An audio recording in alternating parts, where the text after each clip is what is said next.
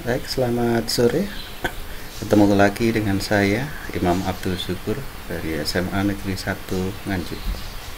Hari ini kita akan membahas tentang hukum Newton, sebuah materi yang sangat familiar di fisika dan kebetulan dibahas di fisika kelas 10 untuk semester 1.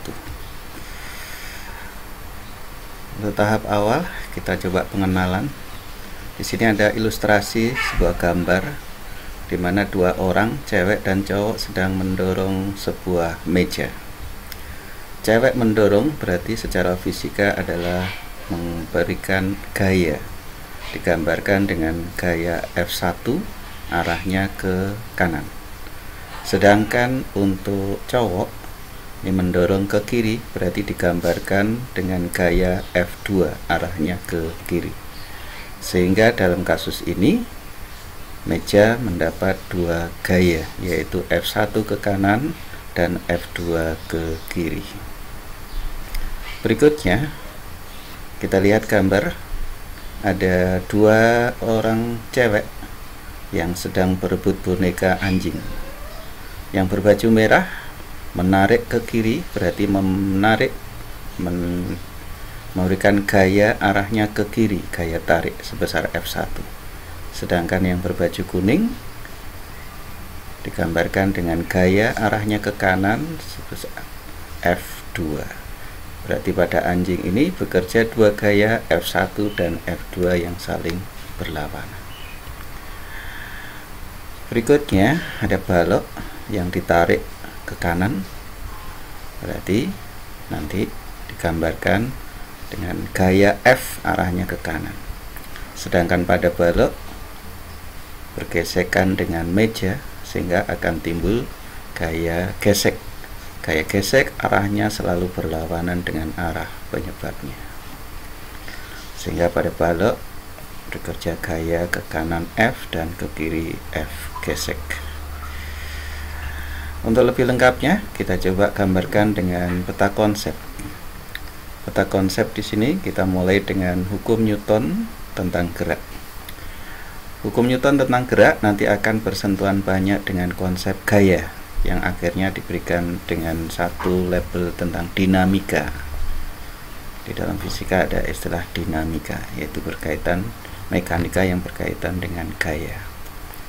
Hukum Newton tentang gerak nanti terbagi menjadi tiga. Yang pertama adalah hukum ke-1 Newton, kemudian hukum kedua Newton, dan hukum ketiga Newton. Hukum ke-1 Newton sering disebut dengan hukum kelembaman. Arti lembam itu adalah kecenderungan untuk mempertahankan kedudukan semula. Syaratnya benda dikatakan lembam atau memenuhi hukum Newton 1 jika resultan gaya atau jumlah gaya yang bekerja pada benda itu adalah sama dengan 0. Benda kalau memiliki resultan gaya sama dengan 0, maka kemungkinannya hanya dua, yaitu diam atau bergerak lurus beraturan. Kalau benda diam dan resultan gaya 0 sering disebut dengan kesetimbangan statis. Sedangkan benda resultan gaya 0 dan bergerak lurus beraturan berarti dikatakan berada pada kesetimbangan dinamis. Kemudian yang kedua adalah hukum kedua Newton yang sering disebut dengan hukum tentang gerak. Benda dikatakan bergerak maka harus memenuhi syarat, yaitu resultan gaya sama dengan M kali A. M adalah massa dan A adalah percepatan. Karena memiliki percepatan, maka berkaitan erat dengan gerak lurus berubah beraturan atau GLBB. Sedangkan hukum ketiga Newton sering disebut dengan hukum aksi-reaksi, di mana setiap gaya aksi selalu diikuti dengan gaya reaksi. Sering ditulis dengan FA, gaya aksi, sama dengan negatif, gaya reaksi. Kedua gaya tersebut besarnya selalu sama, arahnya adalah berlawanan, dan gaya aksi dan gaya reaksi ini bekerja pada dua benda yang berbeda. Itu. Berikutnya, untuk mendalami dan mengaitkan dengan pelajaran yang lalu, kita coba review untuk gerak lurus beraturan. Apa yang dimaksud dengan gerak lurus beraturan? Gerak lurus beraturan itu adalah gerak yang lintasannya lurus dan memiliki kecepatan yang tetap. Karena kecepatan tetap, berarti percepatannya adalah sama dengan 0. Ingat, rumus A sama dengan VT dikurangi V0 per delta T. Kecepatan tetap berarti VT dan V0 nya adalah sama, sehingga ketika dikurangkan nilainya sama dengan 0. Percepatan 0 dari hukum Newton kedua, F sama dengan ma, berarti gayanya juga harus sama dengan 0. Sedangkan rumus untuk GLB kita tuliskan dengan S sama dengan V kali T plus S0 jarak awal. Berikutnya, review untuk gerak lurus berubah beraturan. Apa yang dimaksud dengan gerak lurus berubah beraturan atau GLBB? Yaitu gerak yang lintasannya lurus dengan kecepatan yang berubah secara teratur. Nah, kecepatan berubah secara teratur ini yang sering dimaknai memiliki percepatan yang tetap. Percepatan A ya, bisa bernilai plus, bisa bernilai min. Kalau bernilai positif berarti dipercepat, kalau nanti bernilai negatif berarti diperlambat. Kalau percepatan tetap berarti otomatis nanti gayanya juga ikut tetap. Rumusnya ini ada 3. Rumus kecepatan akhir VT sama dengan V0 plus A kali T. Kemudian rumus jarak ada V0 kali T plus setengah A kali T kuadrat. Yang ketiga, rumus tanpa waktu, ada VT kuadrat sama dengan V0 kuadrat plus 2A kali S. Berikutnya, penggambaran gaya. Ini penting dikarenakan masalah dinamika berkaitan dengan gaya, dan gaya adalah besaran vektor, maka harus bisa menggambarkan persoalan-persoalan dalam uraian gaya-gayanya. Gaya, nanti menggambarkan gaya dimulai dari benda yang bermassa. Setiap benda yang bermassa maka pasti akan timbul gaya yang disebut dengan gaya berat. Ditulis dengan W kecil sama dengan M kali G. G kecil adalah percepatan gravitasi. Biasanya untuk di daerah khatulistiwa ditulis dengan 9,8 atau dibulatkan menjadi 10 meter per sekon kuadrat. Arah gaya berat ini selalu vertikal ke bawah.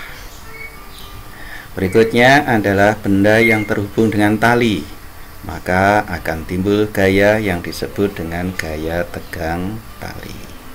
Simbolnya pakai T besar. Arah gaya tegang tali ini adalah manut sesuai dengan arah talinya kemana. Kemudian yang ketiga, kalau ada benda yang numpang berada di atas benda lain misalnya, maka akan timbul gaya yang disebut dengan gaya normal. Tulisnya N besar. Gaya normal ini adalah gaya yang arahnya selalu tegak lurus bidang, TL tegak lurus ya. Kemudian yang keempat, kalau benda bergesekan atau kemungkinan bergerak, maka akan timbul gaya gesek. Ditulis dengan F kecil G, FG kecil ya. Ini dituliskan sama dengan mu kali N. Mu ini adalah koefisien gesekan, sedangkan N-nya adalah gaya normal. Kalau licin, di soal ada keterangan licin, berarti gaya geseknya sama dengan 0. Oke. Arah gaya gesekan ini selalu berlawanan dengan arah geraknya atau kemungkinan geraknya. Berikutnya, review untuk resultan gaya. Bagaimana menjumlahkan gaya dari 2 atau lebih gaya ya. Karena gaya termasuk vektor, maka harus memperhatikan arahnya, bagaimana gaya tersebut. Kalau 2 gaya itu misalnya searah, maka resultannya tinggal dijumlahkan. Kalau 2 gaya arahnya berlawanan, maka dicari selisihnya. Arahnya ngikuti arah yang lebih besar. Kemudian kalau benda 2 gaya tersebut saling tegak lurus, maka gunakan rumus Pythagoras. Akar ini kuadrat ditambah itu kuadrat. Kemudian kalau 2 gaya membentuk sudut bebas, maka gunakan rumus kosinus. R sama dengan akar ngene kuadrat plus ngono kuadrat plus 2 ngene ngono cos alfa. Itu untuk review dari resultan gaya. Nah, untuk lebih memahami dari konsep gaya itu, mari kita coba dengan kasus ilustrasi sederhana ini. Kita lihat ada buku, nah digantung seperti ini. Berarti buku punya massa. Kita lihat berarti akan muncul gaya berat, arahnya vertikal ke bawah. Berikutnya ada tali arahnya ke atas, maka akan muncul gaya tegang tali. Gaya tegang tali. Oke. Berikutnya kita coba di aplikasi yang lain. Nah, ini ada kasus. Misalnya ada orang mendorong mobil. Nah, mobil sendiri punya massa, berarti nanti ada timbul gaya berat. Numpang lantai berarti ada gaya normal. Karena dorong maka akan timbul gaya dorong F ke kanan. Kalau dia bergerak berarti nanti ada gaya gesek FG ini. Jadi mudah. Yang penting konsepnya dikuasai, kita bisa menggambarkan arah-arah gayanya, baru kita bisa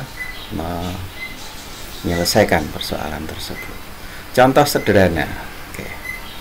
Nih ada gambar dua gaya F1 dan F2, 100 ke kanan, F2 ke 100 ke kiri. Resultannya, nah karena berlawanan cari selisihnya. Berarti resultannya F-net-nya adalah sama dengan 0. Berikutnya, nah ini F1, F2 sama-sama 100, arahnya sama-sama ke kanan, berarti searah. Kita jumlahkan. Oke. Terus berikutnya dua gaya berlawanan tetapi nilainya tidak sama. F1 100, F2 ke kiri 200. Berarti lebih besar yang 200. Kalau gitu cari selisihnya, arahnya ikut yang lebih besar. Baik, kita terapkan di dalam soal sederhana. Nah, nih. Relatif sederhana soalnya, semoga bisa kita selesaikan bersama-sama dengan mudah juga ya.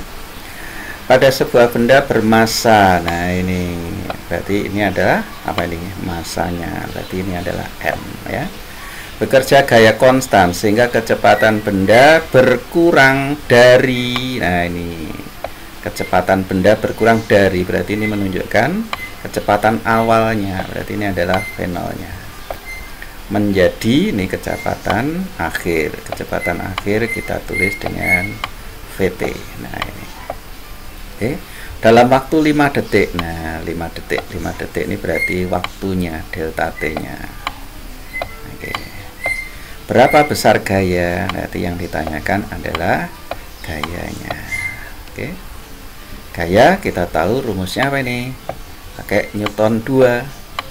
Berarti F sama dengan ini M dikali dengan A.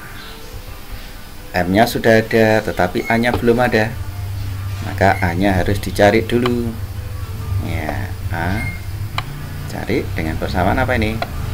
A sama dengan, ya betul, VT dikurangi dengan V0, kemudian dibagi dengan delta T. Oke, ya. Masukkan angka-angkanya. Nanti VT-nya ada 7 dikurangi mula-mulanya 12. Oke. Terus dibagi delta T-nya adalah 5. Jadi ketemunya hasil akhir adalah negatif 1. Satuannya kita tulis yaitu meter per sekon kuadrat. Oke. Nah, dari A yang sudah ketemu ini kita masukkan ke sini.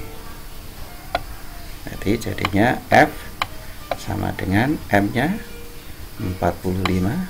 Nah, ini dikalikan A-nya adalah negatif 1. Kalau tanda negatif dibiasakan dikurung ini. Nah, oke. Berarti hasil akhir adalah sama dengan negatif 45 Newton.